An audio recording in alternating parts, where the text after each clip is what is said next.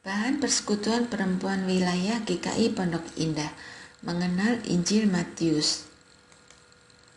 Peka dengan cara Allah. Matius 11 ayat 2-19. Di dalam penjara, Yohanes mendengar tentang pekerjaan Kristus, lalu menyuruh murid-muridnya bertanya kepadanya, "Engkaukah yang akan datang itu, atau haruskah kami menantikan orang lain?" Yesus menjawab mereka, "Pergilah dan katakanlah kepada Yohanes apa yang kamu dengar dan kamu lihat. Orang buta melihat, orang lumpuh berjalan, orang kusta menjadi tahir, orang tuli mendengar, orang mati dibangkitkan, dan kepada orang miskin diberitakan kabar baik. Dan berbahagialah orang yang tidak menjadi kecewa dan menolak aku." Setelah murid-murid Yohanes pergi, mulailah Yesus berbicara kepada orang banyak itu tentang Yohanes. "Untuk apakah kamu pergi ke padang gurun, melihat buluh yang digoyangkan angin kian kemari? Atau untuk apakah kamu pergi melihat orang yang berpakaian halus? Orang yang berpakaian halus itu tempatnya di istana raja. Jadi, untuk apakah kamu pergi melihat nabi? Benar, dan aku berkata kepadamu, bahkan lebih daripada nabi. Karena tentang dia ada tertulis, 'Lihatlah, aku menyuruh utusanku mendahului engkau. Ia akan mempersiapkan jalanmu di hadapanmu.' Aku berkata kepadamu, sesungguhnya di antara mereka yang dilahirkan oleh perempuan, tidak pernah tampil seorang yang lebih besar daripada Yohanes Pembaptis. Namun, yang terkecil dalam kerajaan surga lebih besar daripadanya. Sejak tampilnya Yohanes Pembaptis hingga sekarang, kerajaan surga diserong, dan orang yang menyerongnya mencoba menguasainya. Sebab semua nabi dan kitab Taurat bernubuat hingga tampilnya Yohanes. Dan jika kamu mau menerimanya, ialah Elia yang akan datang itu. Siapa bertelinga, hendaklah ia mendengar. Dengan apakah akan kuumpamakan angkatan ini?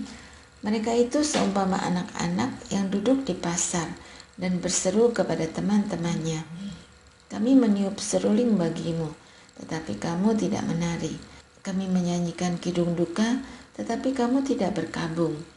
Karena Yohanes datang, ia tidak makan dan tidak minum, dan mereka berkata, 'Ia kerasukan setan.' Kemudian Anak Manusia datang, ia makan dan minum, dan mereka berkata, 'Lihatlah, ia seorang pelahap dan peminum, sahabat pemungut cukai dan orang berdosa.' Tetapi hikmat Allah dibenarkan oleh perbuatannya.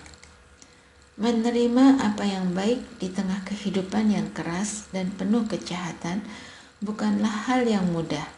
Menyelaraskan hidup dengan kehendak Allah juga bukan hal yang mudah.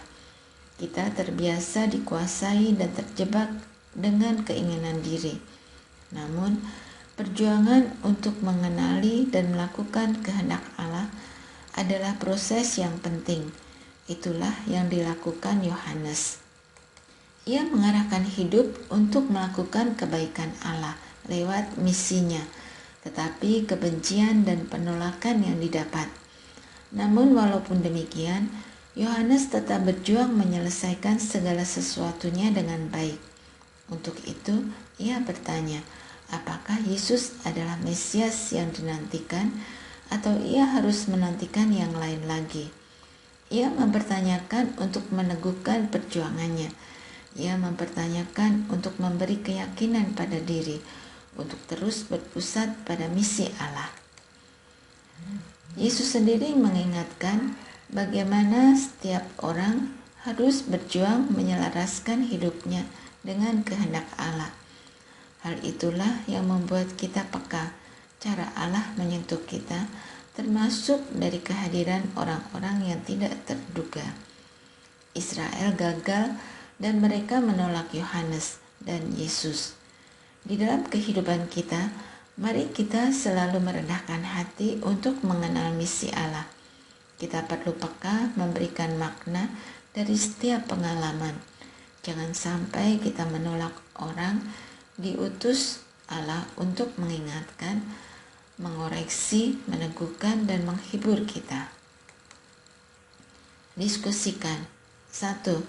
Pernahkah saudara mengalami penolakan, baik dari diri sendiri maupun orang lain ketika mengikuti Tuhan? 2. Bagaimana saudara mengatasinya? Doakanlah. 1. Setiap individu agar berani menghadapi tantangan ketika mengikut Tuhan. 2. Setiap individu agar senantiasa berhikmat dalam menghadapi berbagai situasi.